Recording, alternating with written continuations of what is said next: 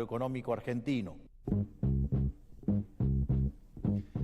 Bueno, les quiero decir algo, un aviso del futuro. Prat Guy dijo en diciembre del 2015, a los pocos días de asumir, que el cepo se había terminado para siempre. Así que Para siempre mientras dure. exactamente, también no se hagan los rulos, esto es una cosita, y aparte después vamos a ir al detalle, pero el cepo se sacó, ¿qué cepo? ¿Para quién? ¿Para cuánto? ¿Por cuánto? Bueno, está todo bastante fingido en términos comunicacionales, ¿eh? Es querer ver algo como una victoria que tiene más olor a derrota. Saludamos ahora al diputado nacional de Encuentro Federal, Esteban Paulón, que está en línea. ¿Cómo estás, Esteban? Acá Nico Márcico y el equipo de la Radio de las Madres te saluda. ¿Cómo están? Buen día. Bien. Buen lunes. Buen lunes. Bueno, elecciones en Santa Fe ayer, te queríamos consultar por eso, pero antes me gustaría que me des un panorama, una mirada sobre lo que dejó el viernes, ¿no? Con estos anuncios que recién escuchábamos y también con esta expectativa para ser elegantes que tenemos con este lunes y con la apertura de la economía, Esteban. Ahí los estaba escuchando, Nico. La verdad que uno tiene la sensación de que el gobierno cree que con la comunicación resuelve todo, ¿no? Y que comunicarle a la sociedad y tratar de convencerla de que esto que ha ocurrido el viernes no es una devaluación, no es un fracaso del plan económico que hemos señalado tantas veces, que comenzó fundamentalmente basado en la bicicleta financiera y que hacia los primeros meses de este año, yo digo, se quedó sin grasa la cadena de la bicicleta, no giró más, y así aparecieron las turbulencias y apareció una pérdida de confianza muy importante de la sociedad para con el gobierno. Y bueno, esto lleva a que el gobierno tenga que caer en el Fondo Monetario Internacional, que tiene la misma receta de siempre. Yo compartí el viernes en redes una tapa del diario Clarín de 2018, de otra administración en la cual también eran parte Caputo, en distintos roles, Sturzenegger, Patricia Bullrich, y era lo mismo, ¿no? Las bandas de flotación que se presentaban como una innovación, para decir que no se devaluaba, un blindaje, también lo escuchamos en el 2001, aquel blindaje, ¿no? Lo que a mí me preocupa, Nico, es que primero sabemos hacia dónde va esto. Ya lo vimos en 2001, lo vimos en 2018, al menos en los aspectos económicos, tal vez con una sociedad que ha aprendido que los cambios son a través de las urnas, y obviamente de la expresión popular del rechazo a determinadas medidas, pero en 2018 esto terminó mal y los tiempos vienen con menos chance y más acelerados que en aquella época. Y en segundo lugar, lo que me preocupa enormemente es el gigante endeudamiento en el que nos está metiendo el gobierno, que lamentablemente desde aquella deuda de 2018, del capital no se pagó nada, seguimos debiendo los 45.000 millones de dólares, y en este caso el gobierno, vía manotazo a los organismos internacionales, los organismos multilaterales, el Fondo Monetario, un repo de bancos, etcétera, nos extraendeuda en aproximadamente 23.000 millones de dólares, ¿no? Entonces, lo que es hoy, y todo va a entrar este año, con lo cual imagínate que la situación de fragilidad en la que queda Argentina, muy expuesta a los acreedores externos, fundamentalmente el Fondo Monetario y todos estos organismos. Me preocupa ese proceso, ¿no? Porque el país continúa. Mi ley va a ser una circunstancia, si hacemos las cosas bien y logramos llevarle una propuesta inteligente, interesante y de futuro a la gente, serán 4 años su mandato, pero Argentina continúa y carga con esta mochila. Así que ojalá que podamos darle un debate a la sociedad, ojalá que la sociedad entienda que lo que acaba de pasar el viernes no tiene nada que ver con el discurso triunfalista y supuestamente exitoso del gobierno. Recién lo escuchábamos a Toto Caputo hablar de la fase 3. Sí, sí. ¿No? Y yo digo, qué habilidad para mentirle a la gente. Mal. Y hacerle creer que tenían algo planificado, ¿no? Después hablaban de que desde octubre este plan ya estaba diseñado.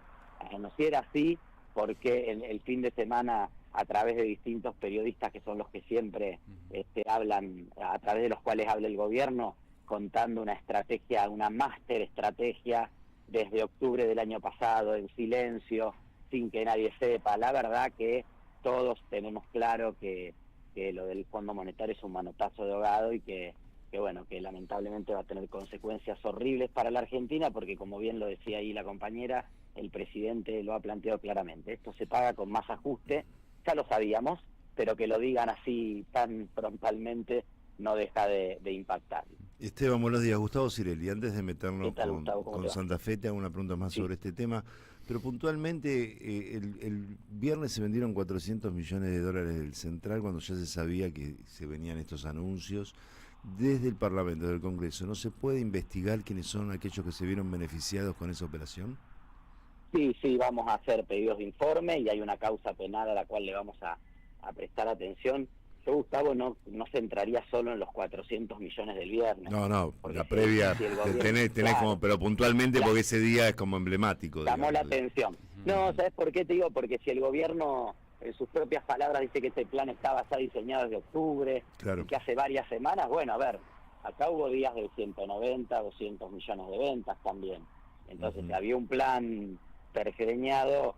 Obviamente lo del viernes nos dispara, los 400 millones, creo que hay que incluir algunos más porque en total son varios miles, y creo que los grupos económicos que tenían información privilegiada rápidamente fueron sacando. Y seguramente va a seguir habiendo fuga de capitales con estos fondos frescos que llegan en esa banda imaginaria de 1.000 a 1.400. Va a haber muchas operaciones de salida de capitales, de las cuales posiblemente no nos enteremos tanto, así que va a haber que tener los ojos puestos en las operaciones, porque la otra vez la operatoria fue esta, con más dinero inclusive, con el doble de dinero, aprovecharon los grupos económicos para desarmar posiciones en Argentina. La deuda nos queda a nosotros, los dólares les quedan a ellos, ¿no? Esteban, te pregunto las conclusiones ya de la jornada electoral primera, ¿no? Debut también de La Libertad Avanza, ahí con algunos resultados para analizar en la provincia de Santa Fe, pero principalmente por la constituyente, ¿no? Esto que de alguna manera es una novedad, esa reforma. ¿Qué conclusiones sacaron con los resultados de ayer, teniendo en cuenta que bueno, le fue bien al oficialismo en términos generales, ¿no? Después también hay fuerzas emergentes, hay un peronismo también ahí que está actualizándose en la ciudad de Rosario, que también estuvo bastante pujante, pero ustedes ¿qué mirada tienen sobre lo que dejó la jornada? Sí, Nico, primero decir que la elección de ayer era importante. En lo local, en la elección más local, digamos municipal, era la primaria. Nosotros vamos a tener el 29 de junio las generales de esta elección local, y se elegían concejales y algunos intendentes en distintas localidades.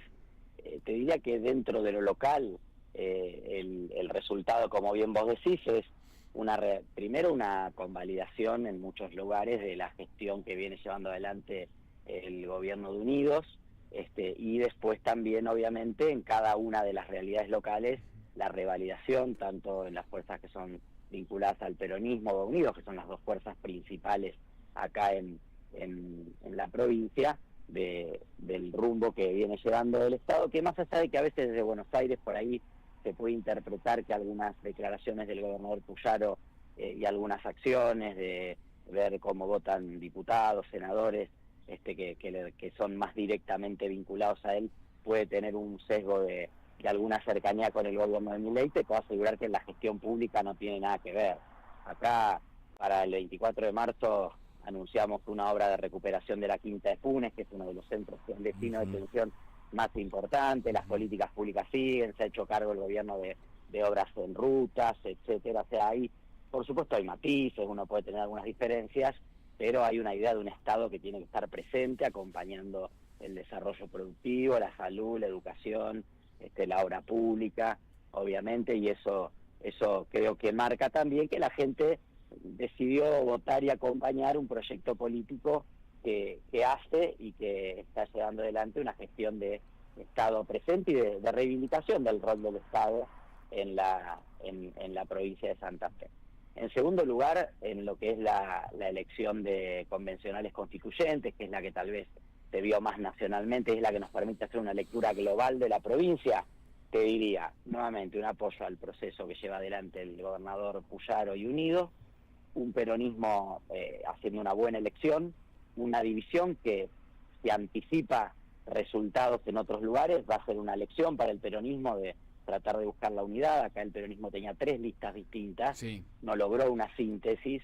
Entre las 3 listas está llegando al 22-23% de los votos en la provincia. Es un piso bajo para lo que es la elección del peronismo históricamente en Santa Fe, pero hay que reconocer que hoy tenemos un tercer actor en el escenario político, que es la Libertad Avanza, que no es que le saca votos ni al radicalismo, ni al socialismo, ni al PRO, sino que nos saca votos a todos los partidos, porque sabemos también que tiene una inserción en ciertos sectores populares, en jóvenes, digo, en electorados que en otras elecciones han votado al socialismo, han votado al peronismo, han votado al radicalismo. Entonces hay un tercer actor, hay 3 tercios, de esos 3 tercios obviamente creo que el de la Libertad Avanza es el más débil, hizo una elección muy por debajo de las expectativas. Creo que tiene que ver con este momento también social, incluso en Rosario, donde había mucha expectativa y obviamente ellos están planteando un gran triunfo, no lo es tanto, porque primero su candidato, que es una persona muy popular en Rosario y que ante otros escenarios distintos, en otros años esas personas de gran popularidad hicieron enormes elecciones. En este caso hizo una elección modesta para el convencional constituyente, que de un 30% de los votos, 3-4 puntos arriba del segundo. Es cierto, le ganó al candidato del gobernador y del intendente, pero no sobradamente, ¿no? Y a concejal, que era otra apuesta, porque la particularidad de esta elección es que los que iban a convencionales constituyentes podían repetir candidatura en otra categoría.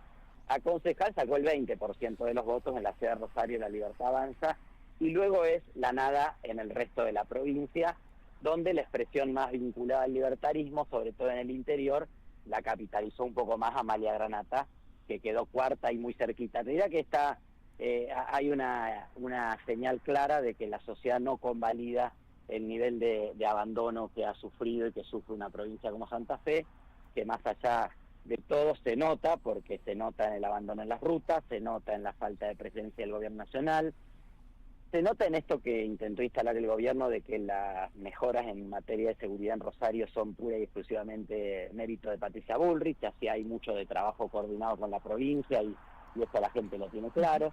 Así que te diría que es una elección que también le prende una alarma a la Libertad Avanza y que muestra que no es una elección este año ni son elecciones que se van a ganar caminando, que los oficialismos locales pesan, que hay desafíos obviamente para la unidad en los distintos espacios políticos. Aquí en Santa Fe una unidad amplia de la que nosotros participamos mostró que es efectiva, y la división que mostró el peronismo, que no logró sintetizarse, mostró que lo debilita. Entonces también de cara a lo que querramos hacer a nivel nacional para enfrentar a Milei, esta lección de la necesidad de la unidad, creo que tenemos que tomar nota de eso también, ¿no? Diputado, ¿qué tal? Buenos días, María Quintero lo saluda. ¿Qué tal, María? ¿Cómo te va? Bien, te hago una consulta, te llevo a la reforma de la Constitución de la provincia. Sí. ¿Cuáles serían los puntos más importantes de esa reforma?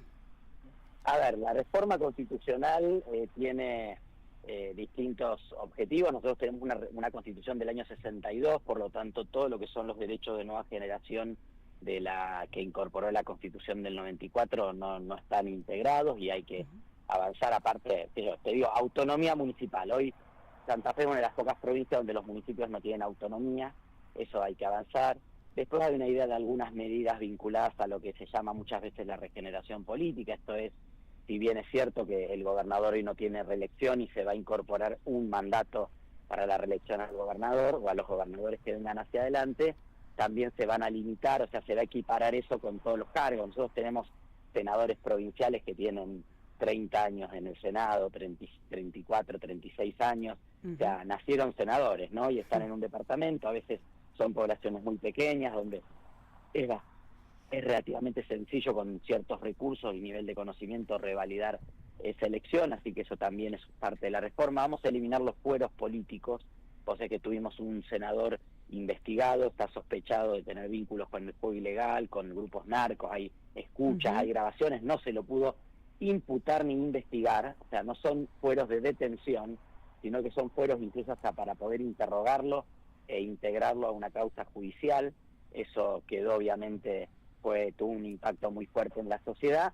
Y después hay algunos otros puntos que tienen que ver, por ejemplo, con todo lo que es la política del derecho al agua, el derecho al ambiente al desarrollo sustentable, a la salud integral, entendiendo la salud no solamente como lo que es específicamente sanitario, sino también ambiental.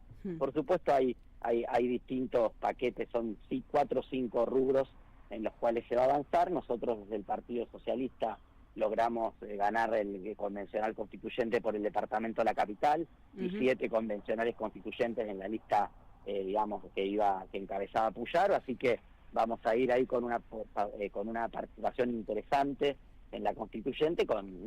Venimos planteando la reforma de la Constitución hace mucho tiempo. El primer intento concreto fue con Wiener gobernador, no lo logramos, así que para nosotros también era muy importante dar este paso, pero sobre todo ahora discutir el contenido que va a tener esa nueva Constitución. Esteban, te pregunto por último también, porque el otro tema de la semana tiene que ver con la comisión investigadora por el caso Libra. El oficialismo, el otro día se me venía a la cabeza una frase que es, son buenos para leer la letra chica y hacer trampa, ¿no? Es un talento que tienen y uno lo puede ver en el Congreso y también lo puede ver en el Ejecutivo.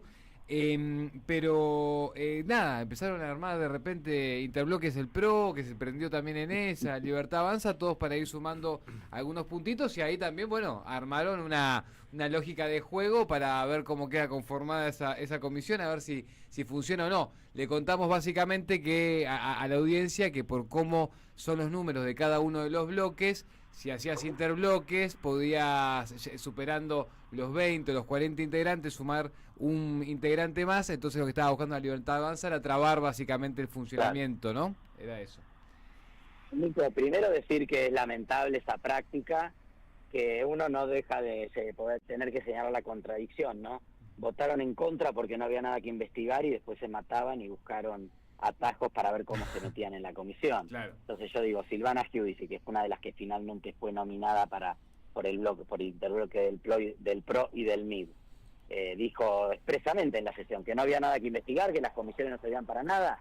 Ahí está, primera en la fila, ¿no? Para entrar, y en el marco de una maniobra que degrada la función parlamentaria, porque la verdad es que si no somos capaces de ceñirnos a ciertas reglas de convivencia, es muy difícil, ¿no? Y esto viene siendo una práctica permanente de la Libertad Avanza y sus aliados, ¿no? Que se pelean afuera del Congreso, simulan diferencias políticas, pero que después cuando hay que votar, votan todo. Por suerte, a partir de una estrategia de mucho diálogo y trabajo conjunto de todos los sectores de la oposición, en las distintas expresiones y grados que eso incluye, se logró una conformación de una comisión donde va a haber una mayoría opositora, donde seguramente se va a poder sostener una presidencia de la comisión para los sectores de la oposición, y donde también se destraba el funcionamiento de la comisión, porque en algún momento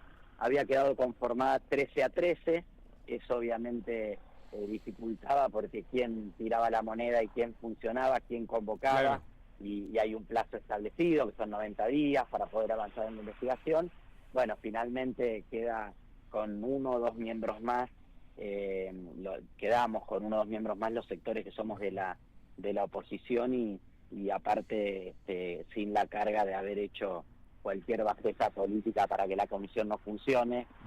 Todos tuvimos la posibilidad de haber dividido y abierto los bloques. Claro. Posiblemente a nivel personal hubiera sido positivo, porque algunos que obviamente porque es una comisión restringida no vamos a poder estar como miembros, aunque sí vamos a acompañar el trabajo de la comisión, estaríamos.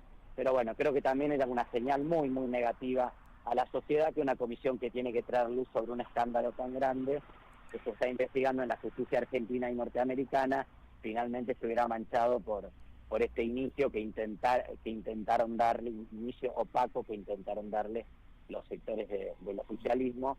Pero bueno, finalmente se logró una mayoría opositora en la comisión. La semana que viene se constituye y comenzará a trabajar fuertemente. Y para la próxima, Esteban, yo sé que los distintos sectores de la oposición tomaron nota en el cuadernito diciendo, che, la próxima veamos bien el reglamento con el que vamos a ir a jugar, sí, porque capaz no sale bien, porque esto pareció que no se la esperaba a nadie que iba a salir, terminó saliendo, se construyó la oposición y después se dieron cuenta que en el reglamento estaban los detalles, ¿no? Me imagino lo habrán charlado. La verdad que había muchas dudas de que se pudiera aprobar, Sí. pero creo que el gobierno se concentró demasiado en evitar la citación a Karina Milei, que es lo que al presidente le significaría un golpe fuerte político, Y sí. y termina distrayéndose del trabajo que se iba tejiendo por atrás para lograr la aprobación de la comisión. Y también, bueno, esto de los interbloques viene ya de la distribución de comisiones, que también fue muy irregular. Son cosas que hay que corregir y volver a encauzar, porque deterioran el funcionamiento del Parlamento, y en eso deterioran obviamente la confiabilidad de la sociedad en el Parlamento. Perdón, Esteban, te vuelvo, pues, quedó pendiente algo de las elecciones de Santa Fe que me parece no es un Sí. dato menor, que es ¿Cómo no? votó solo el 55% del padrón, el 45%. Sí, eso es cierto. ¿Eso de qué habla? Porque me parece modifica cualquier análisis también, ¿no? Mira, es un porcentaje bajo. Nosotros tenemos ejercicio de primarias y en el 60 y habitualmente en las primarias vota el 60%. Este es un porcentaje más bajo. Hay que tomar nota, obviamente. Te diría que hay un hecho que creo que es determinante. En el 65% de las localidades de la provincia, por el sistema que nosotros tenemos de primarias, no había elección local.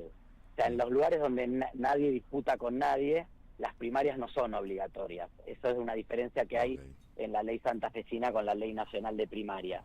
Entonces, en muchísimas localidades donde no se votaba ni un intendente, ni un concejal, ni un presidente comunal, a la gente le pasa, lamentablemente, le pasó un poquito por el costado esta idea de votar la reforma constitucional.